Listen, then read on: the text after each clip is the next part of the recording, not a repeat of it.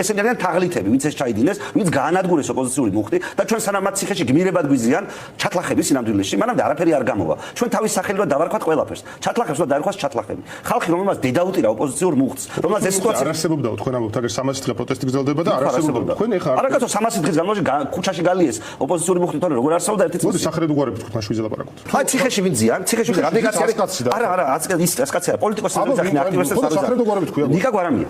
არ იყო ჩათლახი, როდესაც 40 მილიონი შოლობდა ქართული ოცნებისგან.